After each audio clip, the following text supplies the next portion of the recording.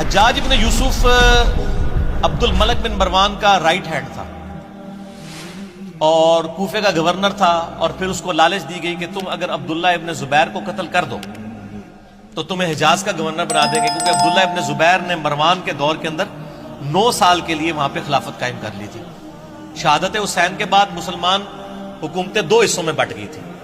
شام میں اور باقی سارے ایریا میں یزید یعنی حکمران تھا، اور یہاں پہ چونکہ شہادت حسین کے بعد آپ کو پتہ ہے واقعہ ہررا ہوا، اور اس کی وجہ سے ایک ریونج تھا شہادت حسین کے ریونج میں، چونکہ اہل مدینہ نے بیعت توڑی تھی اس لیے یزید نے حملہ کروایا تھا مدینہ شریف پہ، اسے واقعہ ہررا کہتے ہیں۔ اس کے بعد خانہ کعبہ شریف میں اس پورے ایریا میں عبداللہ ابن زبیر نے حکومت قائم کر لی، پھر ان کو بھی شہید کرنے کے لیے اس نے بھیجی فوج، لیکن وہ کامیاب نہیں ہوئی۔ پھر مروان بعد میں آیا، بیچ میں کچھ عرصے کے لیے یزید کا بیٹا تھا معاویہ، لیکن اس نے چھوڑ دیا، معاویہ ابن یزید۔ بعد میں مروان بھی کوشش کرتا رہا، کامیابی نہیں ہوئی۔ جب اس کا بیٹا عبد الملک بن مروان بنا نا، تو اس نے حجاج ابن یوسف ظالم شخص کو بھیجا، اور اس نے پھر دوبارہ سے یعنی چڑھائی کی، اور یہ پوری ڈیٹیل آپ کو صحیح مسلم میں ملے گی کتاب الحج چیپٹر میں، اور مشکات میں بھی آپ کو 30 جلد میں جو قریش کے مناقب والا بیان ہے نا، اس میں آپ کو مسلم شریف کی حدیث ملے گی۔ ایک حدیث یہ ملے گی کہ نبی علیہ السلام نے فرمایا بنو ثقیف میں ایک کذاب اور ایک ظالم شخص پیدا ہوگا، ایک کذاب اور ایک ظالم۔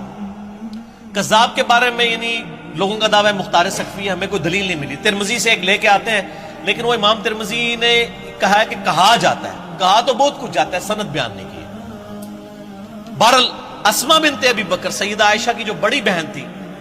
انہوں نے کہا کہ یہ جو بنو ثقیف کا ظالم ہے وہ حجاج ابن یوسف ہے، یہ صحیح مسلم میں، اور پوری حدیث مسلم شریف میں مشکات میں 30 جلد میں آپ کو ملے گی پوری ڈیٹیل حدیث، کہ عبداللہ ابن زبیر کو اس نے شہید کروا دیا، اور مکے کے دروازے پہ اس نے ان کی لاش ٹانگ دی عبرت کے لیے، نعوذ باللہ، صحابی رسول کی، عام صحابی نہیں، صحابی رسول کا بیٹا، اشرف مبشرہ حضرت زبیر کا بیٹا، حضرت عائشہ کا بھانجا اور سیدہ اسما کا بیٹا۔ اور یہ وہ شخص ہے، بخاری شریف میں آتا ہے کہ جی کفار مکہ کہتے تھے کہ ہم نے بندن کر دی ہے، مسلمانوں کی اولاد نہیں ہوگی۔ پہلا بچہ جو پیدا ہوا وہ عبداللہ ابن زبیر تھے۔ نبی علیہ السلام نے اپنے مبارک ہاتھوں سے ان کو گھٹی دی تھی کھجور کی، یہ گھٹی دینا بھی سنت ہے، صحیح بخاری میں آتا ہے، یہ عام بندہ نہیں۔ ان کی لاش ٹانگ دی، عبداللہ ابن عمر وہاں سے گزرے اور کہا کہ اے ابو خبیب تم پر سلام ہو، یہ ان کی کنیت تھی، اور ان پر سلامتی بھیجی، اور کہا کہ یہ جو آل امیہ کے لوگ ہیں تمہارے بارے میں جھوٹ بولتے ہیں، تم ایسے نہیں تھے، تم بہت عبادت گزار تھے، تم بہت نیکوکار تھے،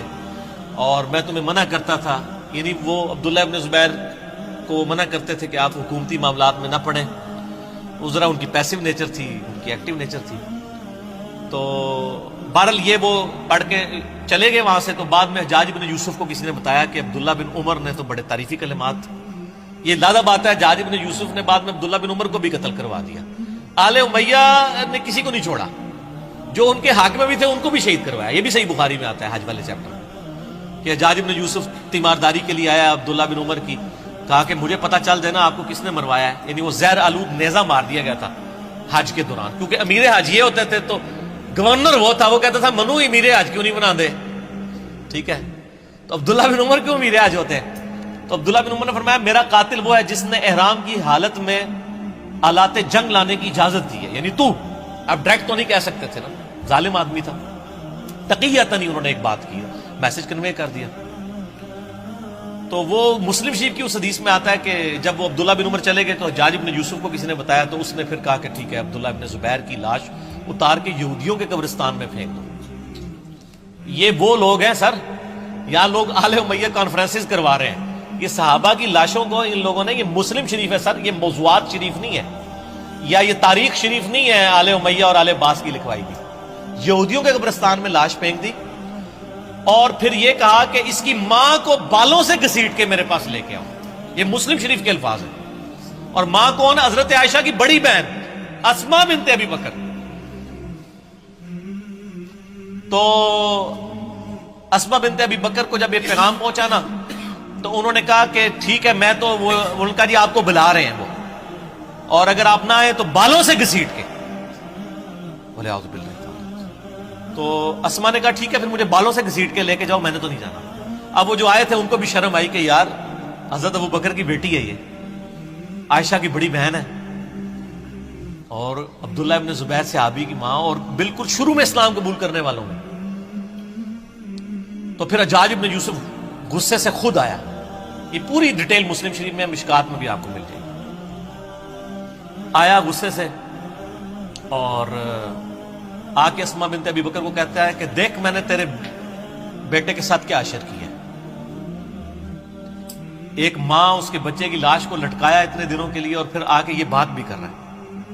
تو اسما بنت ابی بکر نے صحیح پھکی والا جواب دیا آگے سے، اس نے کہا دیکھ میں نے اس کو کیسا برباد کیا۔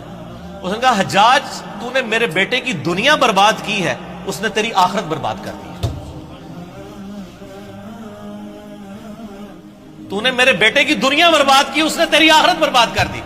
تو کامیاب کون ہوا؟ عبداللہ ابن زبیر۔ اور آگے مسلم شریف کے الفاظ ہیں کہ اسما بنت ابی بکر کہتی ہے کہ ہم نے رسول اللہ سے سنا تھا کہ بنو ثقیف میں ایک کذاب اور ایک ظالم پیدا ہوگا۔ کذاب تو ہم دیکھ چکے، ظالم تو ہے،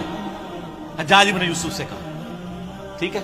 اور پھر فرمایا کہ میں نے سنا تو مجھے کہتا ہے کہ 2 آزار بند والی، یہ سیدہ اسما کی یعنی آپ سمجھ لیں ایک خصوصیت کے طور پہ بیان کیا جاتا تھا، 2 آزار بند والی۔ تو اس نے کہا ہاں۔ تو ان کا تجھے پتا ہے یہ 2 آزار کیوں تھے؟ ایک یہ جو آزار میں باندھا کرتی تھی نا ابو بکر اور رسول اللہ صلی اللہ علیہ وسلم کا کھانا لے کے میں غار ثور میں جایا کرتی تھی، اور دوسرا آزار میری تیمد ہوتی تھی جس سے کوئی عورت بھی آزاد نہیں ہو سکتی، اور اس وجہ سے میرا نام پڑ گیا تھا 2 آزار بند والی، رسول اللہ صلی اللہ علیہ وسلم کا کھانا لے کے۔ تو آپ اندازہ کریں کہ آل امیہ نے ان لوگوں کو جنہوں نے اسلام کے لیے اتنی قربانیاں دی تھی ان کے ساتھ کیا کیا ظلم کیا۔ صرف آل رسول کے ساتھ ظلم نہیں کیے، باقی صحابہ کی اولاد کے ساتھ۔ یہ جو آج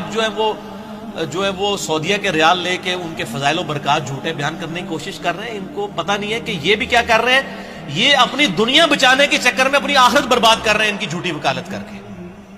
اور سر آپ کو حقائق اگر جاننے ہیں نا تو آپ یہ میرا ریسرچ پیپر پڑھیں، واقعہ کربلا کا حقیقی پس منظر 72 صحیح الاسناد احادیث کی روشنی میں اہل سنت کی مین سٹریم کی کتابوں سے میں نے 200 روایتیں جمع کی ہیں، اکثر بخاری اور مسلم سے۔ تو یہ جناب حجاج ابن یوسف تھا